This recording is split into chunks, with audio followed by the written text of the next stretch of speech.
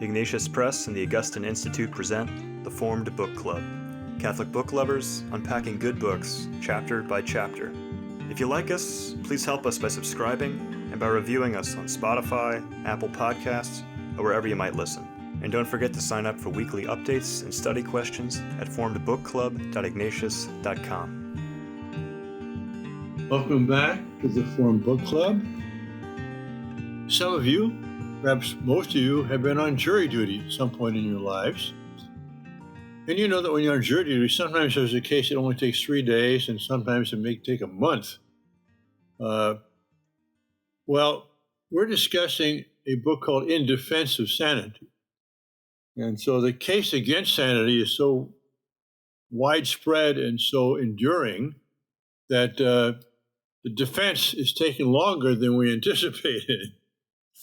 But it's interesting that some of these essays are 100 years old or close to it.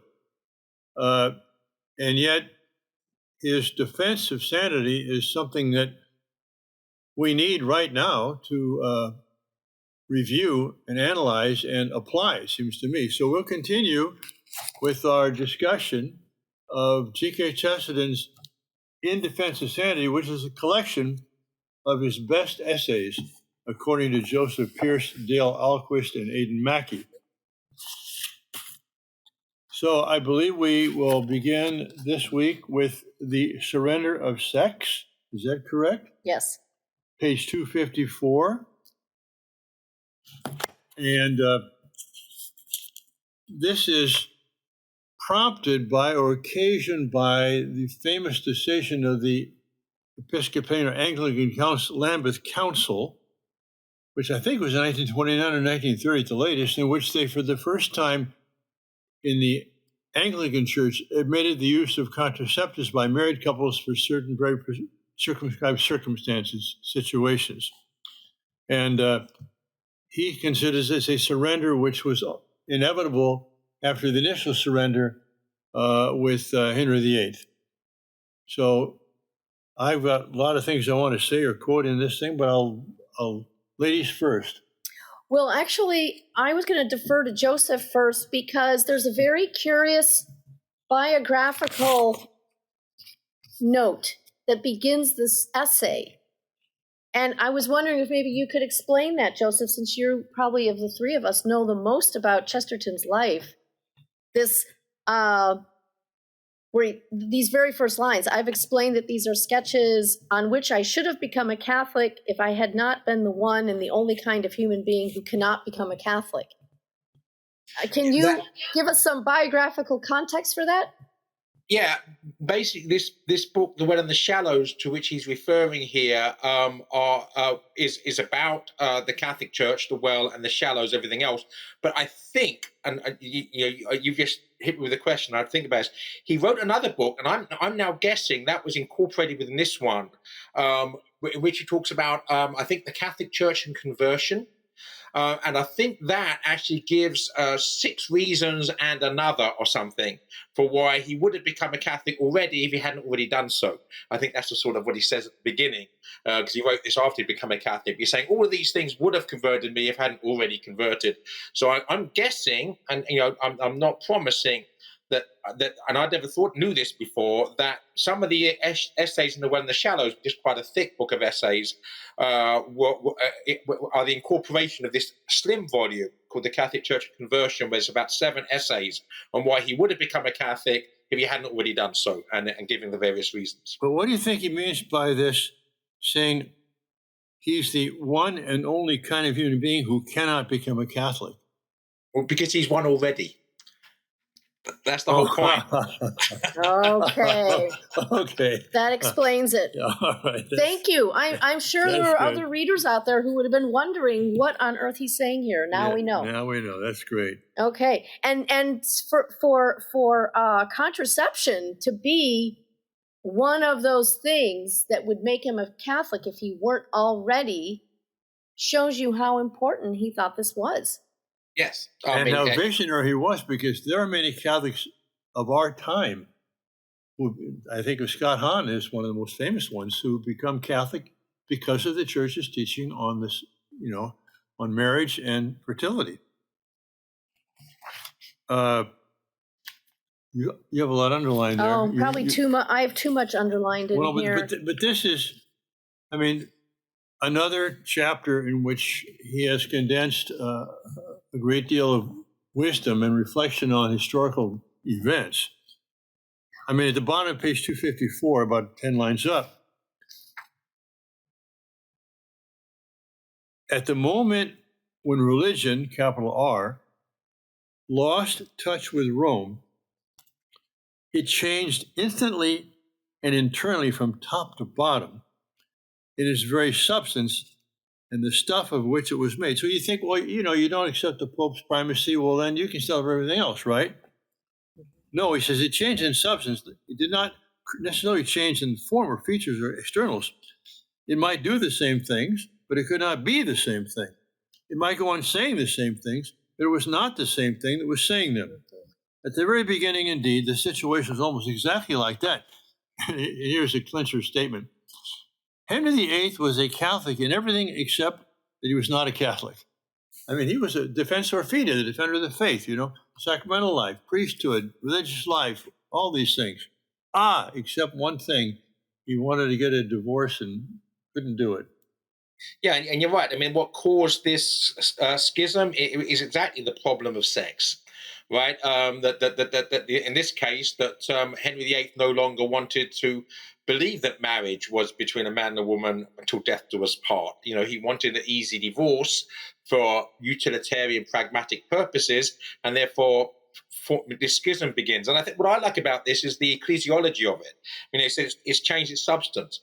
Whatever, even if it looks like the real thing, it's not the mystical body of Jesus Christ. That's the substance of the church. Then once you actually leave, as the Anglicans did, they are no longer the mystical body of Jesus Christ. It doesn't matter how much they look like it. Well, I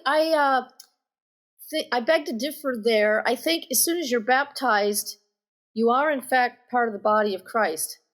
But it's true that you are not. Is that not true? Wait, he's rolling his eyes at me. Isn't it true, Father, that when you're baptized, I missed the eye roll. Go ahead. Yeah. It wasn't meant to be an eye roll. It was meant to be trying to stop myself from interjecting. But okay, I will comment upon what you're saying after you've said it. Okay, well, I'll let Father Fessio, in case I'm wrong. No. Is that true that when you're baptized into the body of Christ? When you're baptized? Yes. Not baptized. It's changing. It'll change before I die, but yeah, that's true. You are a Christian, a member of the body of Christ in baptism. And I know that, and that means it's also true that when we're baptized, we become members of the Catholic Church. But the Catholic Church is the mystical body of Jesus Christ. The Anglican Church isn't, and that's an absolutely question of substance. And that's what I'm saying. Now, insofar as we are validly baptized, we are actually members of the Catholic Church, even if we haven't become Catholics in terms of our convictions. Yeah, I think it's you make the opposition a little too stark there. I would say, as Vatican Council II said, Lumen Gentium, that there's no salvation outside Jesus Christ, outside the mystical body, which is the Catholic Church, or subsists in the Catholic Church, is the kind of strange language they chose for that. But the council points out that other religious communities, or even non-religious communities, have a relationship to that one true church. So it's not as if you're in it or you're out of it. You participate fully or you participate not so fully. And Chesterton, either in this essay or another one, goes into that. Oh, no, wait, I'm sorry. That's Balthazar about retaining the truths that have been split off from the church and reintegrating them. But yeah. Yeah, I mean, obviously, the things such as baptism of desire cover all of that. These ancient teachings of the church that obviously precede Lumen Gentium, even. But the mystical body of Jesus Christ is the church triumphant in heaven, the church suffering in purgatory, and the church militant on earth. The extent to those that are this in time, the church militant. That's why the word subsist, I think, is important. That we might actually be de facto, if not de jure, members of the Catholic Church because we're baptized by desire without even being baptized sacramentally in terms of the forms of the church. So all of that's true.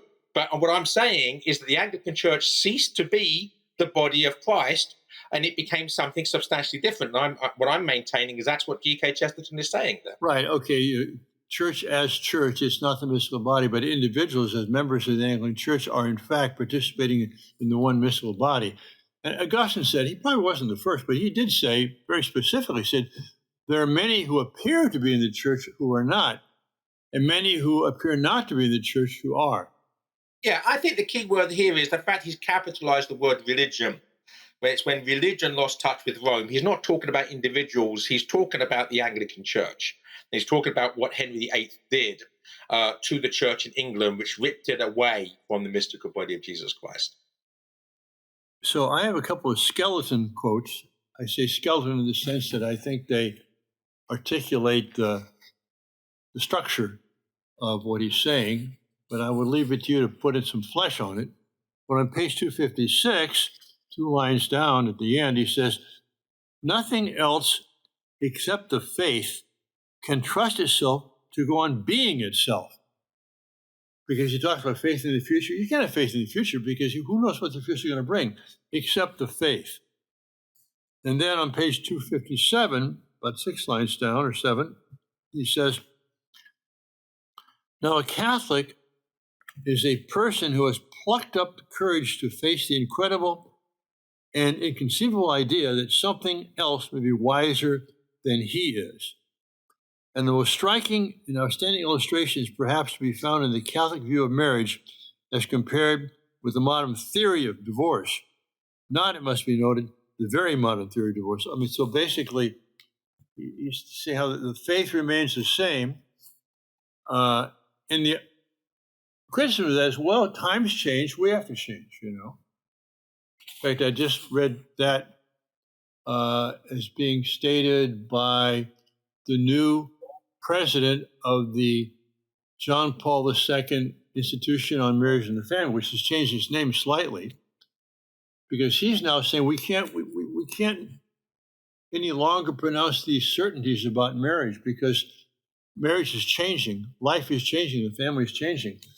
Well, okay, what do you mean? You know, does that mean male, female? That's changing?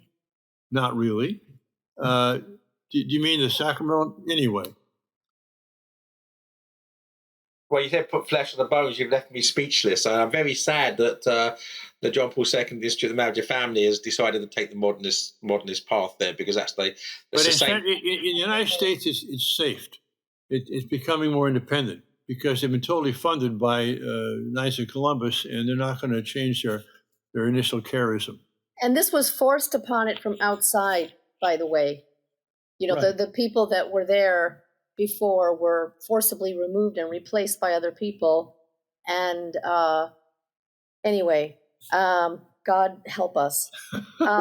Because, Oh, yeah, you know, this now the Catholic is a person who's plucked up the courage. The quote that Father just read was one of the quotes that I underlined, because that's exactly, for those of us who've come into the Catholic Church from the outside, that's exactly the point we all come to, because there I was with my stack of books, you know, Augustine and Aquinas and this and that, and I'm trying to figure out, well, is the Catholic Church right and these other people wrong, and how do I know? And I finally just had to throw up my hands and say, who am I? Who am I to think I'm going to figure this out on my own? I either accept that there's wisdom here, that I need to live life fully as a Christian and submit myself to it, or go make up my own church, I guess. I mean, really, those are the Right, only but two I mean, choices. you can't, quote, figure it out for yourself, unquote, but you can, with your own experience and reading about other churches and other philosophies and so on, and with the Catholic Church, you can say, well, I couldn't make this thing up. Yes. You know, I don't even fully understand it, but if I'm trying to bring this into focus with what I know from, this is the only one that lines up. Exactly. And that is true. And then on this very question that this chapter is about, the contraception question, I remember very much, by this point, I was dating the man who became my husband, and we were talking about Humanae Vitae and so on, and I just said, well, I don't know if I understand what the church is saying. I don't know if I can accept it. I don't know. And my husband just said, read the document. and then we'll talk about it. Just go read it. Then we'll talk about it, And it's true, when I read Humanae Vitae, I felt like I was reading a prophetic document that, anyway. That was the correct feeling. Yeah. Ignatius called that sentere cum ecclesia, to think and feel with the church. Yes, it was a stunning experience, and anyway, so that's what being a Catholic person is to accept that the church is wiser than you are, to let yourself be in a place where you can hear what the church is saying and open yourself up to its transformative power. And that does take a kind of throwing up your hands and saying, I'm going to write my own rules and make up my own church starting today based on my opinions. I would say one thing also, that I also highlighted that very same sentence. So all three of us, that's a home run, or whatever the correct phrase is, an American analogy. But as regards, changing institutions whose purpose is to defend marriage in accordance with the Catholic Church, according to the changing of the times, we can see how much the times changed by towards the bottom of page 257. When Chesterton says, "My own parents would have regarded birth prevention exactly as they would have regarded infanticide." Two things here. First of all, his parents were very sort of liberal universalists as regards their profession of the Christian faith, if you can even call it that. But the culture was such in late Victorian England that the contraception would have been something as anathema as infanticide. And what happens 150 years later, or over 100 years later? Well, it's exactly what has happened. That infanticide has become a form of birth prevention.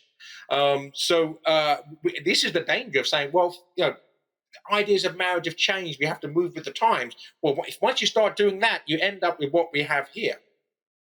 That's right. And isn't birth? I'm reading. Maybe I'm reading too much between the lines here, Joseph. But I got the impression in this essay that he very deliberately uses birth prevention and birth control as being separate terms with different distinct meanings, and that birth prevention really is kind of a euphemism for abortion. That birth not actually. I think he uses birth prevention as the real word, and he says that birth control is a euphemism, and we mustn't use the euphemism, because what we're talking about when we talk about birth, when these people talk about birth control, they're talking about birth prevention, in other words, contraception. They're not talking about birth control. He says birth control is, every parent can control birth by using, their discipline, right? Disciplining themselves. That's not the same thing as birth prevention. So, he says we mustn't use the euphemism of birth control. We have to use the real word for it, which is birth prevention.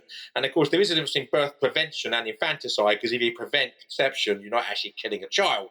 But that doesn't make it a good thing, right? Right. And you can see now, if you use the right word, thank you for clarifying that, if you use the word as it really should be used, birth prevention, then that does include abortion, of course. Right. Is it now? It's on a logical continuum. Right. It's on a perfectly logical continuum. Yeah. Speaking of continuum, he says on page 259, third line down, "As I have said, the weak and inconclusive pronouncement upon birth prevention was only the culmination of this long intellectual corruption. That is, there is a continuity. Yeah. His whole point is you separate yourself from Peter, from the one who maintains the unity of tradition and the faith, and you may be doing the same things for a while. It may look like the same thing, but it's not the same thing. And over time, you'll see it's not the same thing, because now it starts doing other things, including killing little babies. That's where it leads. That's where it leads. That's where it's led. If we can actually go back, if we may, also farther to the previous page, 258. I mean, something that Chesterton says here towards the middle of the page, is very apropos what some of the German bishops are saying, and some of the messages coming from Rome here. Some divorced persons who can be married quite legally by a registrar go on complaining bitterly that they cannot be married by a priest. They regard a church as a peculiarly suitable place in which to make and break the same vow at the same moment. And the Bishop of London, who was supposed to sympathise with the more sacramental party, recently submitted to such a demand on the ground that it was a special case, as if every human being's case was not a special case. So if he's the Bishop of London, sounding very similar to certain bishops within the church at the moment, and if we're not careful, we'll be going the same way as the Anglicans on the issue. We're blessed here in San Francisco. This is being recorded in 2021 by an Archbishop, Cordileone, Salvatore, Savior Cordileone, Heart of a Lion, and he's been unafraid to speak up clearly, and I would say charitably. He's not using harsh polemical language. He's just saying things as they are in the face of the insanity that's surrounding us. Anything more on this essay, The Surrender Upon Sex? Well, if I can just write at the bottom before we do move on, bottom of page 258. The psychological substance of the whole thing, in other words, marriage, has altered. The marble, the permanent thing, has turned to ice, and the ice has melted with most amazing rapidity. The church was right to refuse even the exception. The world has admitted the exception, and the exception has become the rule. Yes, and that's his good image for this of after Henry VIII. I mean, you can make a statue of the church out of ice, and it looks like a statue out of marble, but it's not going to last as long. There's actually a wonderful image in the St. John Henry Newman's poem, The Pilgrim Queen, where he uses that exact image, that they basically made an alternative church out of ice, and when the sun came and it all melted away. Yeah. He uses that image. It's a case of ecclesial warming. Very good. Okay. Well, now, here's one that the next chapter, Reflections on a Rotten Apple. And I'm going to have you defend Chesterton a bit, Joseph, because one could get the impression from this chapter that he thinks trade is wrong, that we should all produce our own product. Now, he qualifies it here and there, but when you finish the chapter, you get the idea that, we should diminish trade and maximize home production, which is good. But I wrote down here, unless he wants to eat his own words, he'll be dependent upon trade. Correct. Because he was a member of the professional intellectual class, and I don't suppose that he was out there hoeing his rows of whatever. Or milking a cow. Or milking a cow. Let me say a couple of things. First of all, this was the first ever essay by Chesterton that I read. I was a long, long way from the Catholic Church, and I was interested in politics. So it had a profound impact upon me in the right direction. But he does say, where are we, to make sure we get it right, the right passage. Okay, so he says here, at the bottom of page 266, so he gives the should we say 3 acres and a cow metaphor, okay, about a community being self-sufficient, and if the whole community is self-sufficient and is producing what it needs, the tradesman would either not be needed, would be a rare thing. But then he says at the bottom here, as I have said, so obviously he says it earlier as well, I do not imagine or desire that things would ever be quite so simple as that. But then he says, and I think this is the crux of what he's trying to say here, but we must understand things in their simplicity before we can explain or correct their complexity. So he is saying here basically that ultimately, if we have globalism, let me give you a practical example. This is why this struck me so much when I read this. We're in the European Union. The European Union, in order to protect the agricultural industry, had the common agricultural policy, and they had butter mountains and wine lakes and apple mountains, and they decided, for instance, England is ideally suited to grow apples. It's got a perfect climate for growing apples. Kent in the southeast of England was known as the Garden of England, and it was full of orchards. And I remember walking in an orchard. I can't remember if it was in Sussex or Kent at the moment. They border each other. And there is a huge orchard that none of the apples had been picked. They were just falling to the ground and rotting. And that was because of the Common Agricultural Policy, which basically decided that France would be the country that produced the apples. Only one type of apple, basically the golden delicious, and it would be. This is, of course, is efficient, right? Economies of scale, and not have all these little small farmers producing apples, or have macro business apple production based in one country for the most part. And I was almost reduced to tears walking around the apple orchard and just seeing none of them being harvested. And that's the sort of madness which Chesterton was talking about, which actually in those terms was prophetic, because he was writing this before the European Union was even formed, and the common market, as it was called. So I think this is what he's trying to get at. And when he's saying that trade should not be the ruler, he's correct, right? We should not be ruled by trade. We should be ruled by that which is ethically and morally correct. Go ahead. It's a fallen world, and agricultural policy, I don't even pretend to understand it. I know anyone who's tried to be a farmer. People who've tried to be farmers. Okay, good luck with that. And agricultural policy is often, motivated by a national interest to have a domestic food supply. And long before the European Union, all those European countries had laws in place to try to protect their own agricultural output. And I don't blame countries for trying to do this. You told this example of the orchard that had been allowed to, be neglected because of some decision that was made elsewhere about agricultural policy. And that happens all the time. And in this country, oh my goodness, why do you think we have corn oil, corn syrup, warehouses full? This is the result of the overproduction that he is kind of joking about in here. And then they tried to do ethanol, remember? Well, all this surplus corn, we got to figure out what to do with it. So, when I was growing up, Vivian, in England in the 1960s, within 2 miles as the crow flies from the home in which I lived, there were apple orchards, pear orchards, strawberry fields, plum orchards. England was not starving to death.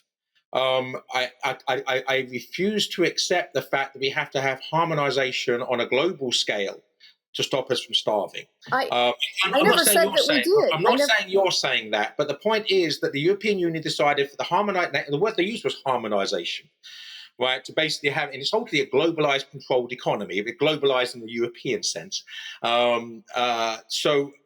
Clearly, it wasn't necessary to stop people from starving to death. It was necessary because of bureaucrats who thought they had a better way of doing things. Well, and the farm lobbies who want their governments to protect them. I mean, there are a lot of players involved here that cause policies to come about. And in fact, I would actually, as an addendum to this essay, I would say, don't blame policy on just the tradesmen, right? Meaning the people who barter and sell and whatever, but it's actually lobby groups who then get their governments to give them subsidies and protections and this and that does cause market imbalances. It does. And I'm just saying that it's been that way for a very, very long time, way before the European Union. And I'm not advocating that this is a good way to go about things, and I certainly don't want it to become even more globalized than it already has become. But I'm just trying to explain it is complex, and trying to reduce it to the everyone. Same arguments you're using could be used about marriage. Actually, no, this has nothing to do with that. Marriage is very complex. We live in a fallen world. There's lots of a mess going on. People want different things, but there's a right and wrong. And that's what Chesterton's saying here. There's a right and wrong. The cynic is a man who knows the price of everything. There is a right and wrong, but it's not always clearly all white and black, all white on this side and all black on the other. But take those orchards you were talking about of apples and pears and the stripe bed. None of the people who produce those were producing them just for themselves at home to eat. That's right. They were producing them to trade them. That's right. Sell them on the market. I can go back and read what I've already read from Chesterton. He doesn't, either thinks it can happen or desires it happens, that things should be as simple as pure self-sufficiency. What he's talking about is to understand the problem in its simplicity so that we can approach it and understand the complexity in the light of the simplicity. And it's the same thing about right and wrong in other areas, that once you start getting bogged down in details and the fact that we have mechanisms in place and people doing certain things, and that it's because they're all fallen and broken, you're approaching the subject from its relativistic complexity and not from its ethical simplicity. And I think that's what he's trying to get at here. All right, just talk to an American farmer. But those that are left. Well, because there aren't many left. I mean, on the middle of page 266, he says, "And I, for one, do not believe that there is any way out of the modern tangle except to increase the proportion of the people who are living according to the ancient simplicity." That means self-sufficient.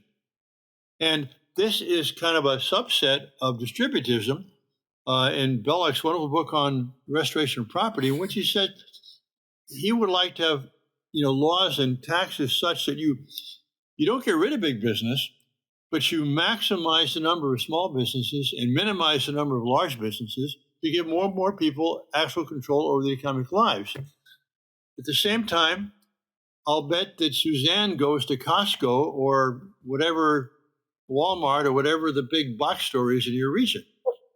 You would basically lose your bet. Really? Okay. You don't have one nearby?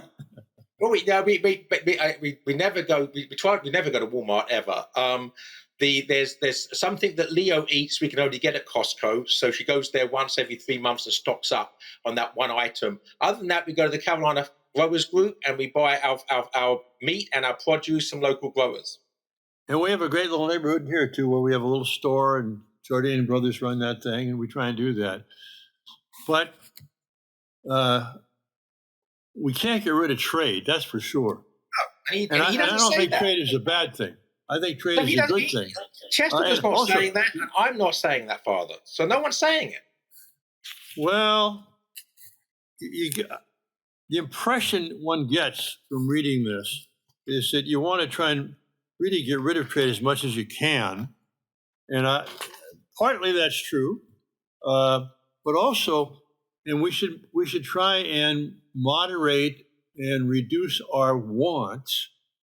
But I like papayas once in a while, and we can't grow papayas here. So I mean, I'm not going to. As a matter of fact, at our retreat house, Joseph, we have 2 banana trees, but they won't produce any bananas because you can't produce bananas in Northern California. So we get bananas from somewhere else.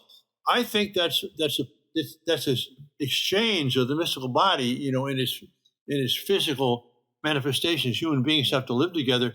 That we, if I can grow grapes and make wine, which by the way in California we do far superior to any other state. 94% of all wine is produced here in California, the United States wine. Why is that? Because we got the soil and the climate for that. And so, I mean, I don't want to condemn you, Joseph, to drink South Carolina wine for the rest of your life. No, good. And as I said, I'm not interested in keep shooting at a target that shouldn't even be there, because Chesterton is not saying that trade is evil. He's saying it should not be the ruler. And I actually, if we maybe can finish this with just Chesterton's final words, and then you can comment upon it if you like. But I am certain that nothing solid can be built upon the utterly unphilosophical philosophy of blind buying and selling, of bullying people into purchasing what they do not want, of making it badly so they may break it and imagine they want it again, the built-in obsolescence, of keeping rubbish in rapid circulation like a dust storm in a desert, and pretend that you are teaching men to hope because you do not leave them one intelligent instant in which to despair. I remember writing that down, copying it out longhand when I first read this essay when I was 19 years old, and it's informed my approach to life ever since, and it makes as much sense to me now as it did then. That's good. I'm glad you can exchange the writing of books for the purchasing of meat. That's all. I mean, agreed. And again, I mean, over and over again, you're setting up a target which I don't think is fair on Chesterton. All right. Vivian, you want the last word, or if we just let it go here? I sure don't. The last, well, we just had it. Okay. Well, until I interrupted. All right. Well, we'll be back to continue the defense of sanity next week. God bless you all. If you enjoyed this discussion, please help spread the word about the Forum Book Club by subscribing to the podcast and writing a review. You can sign up for weekly updates at forumbookclub.ignatius.com.